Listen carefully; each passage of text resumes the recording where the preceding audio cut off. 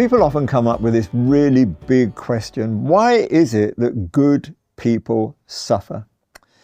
Well, the simple answer is that we live in a fallen world and we all have to take the consequences of that. Even those of us who've received the righteousness of Christ, we still live in a fallen world. And there will be suffering, there will be pressure, and we experience that, and then that can be part of our testimony, that in the midst of the suffering, we still hold strongly to the Lord.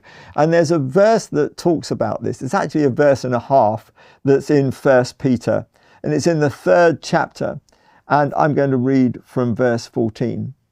But even if you should suffer for what is right, you are blessed. Do not fear their threats. Do not be frightened, but in your hearts revere Christ as Lord. So in that verse and a half, there's a lot to take hold of. Yes, there is a sense in which we suffer because we're in a fallen world. And if we are holding on to Christ in our hearts and revering him, it will bring us through the troubles and give us a testimony that can strengthen other people who are also going through troubles in the midst of this fallen world.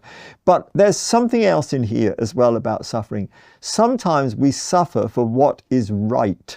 So in other words, we're not just taking on the suffering that's in a fallen world, but sometimes it's something that is deliberately placed upon us because we're getting it right and we're standing firm for things that are true. And yet those who do not believe them or want to reject them will come against us with pressure. And so we can suffer for what is right, and that is hard. But in the midst of that, if we revere Christ in our hearts, he will bring us through.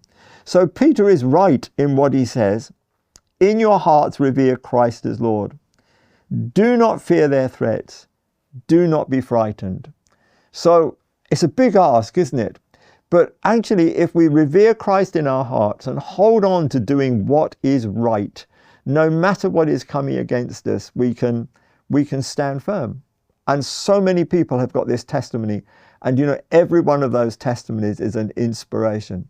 So be inspired by others who've stood firm before you and stand firm yourself, come what may. When you're doing that which is right and you're standing up for the Lord, just revere Christ in your heart.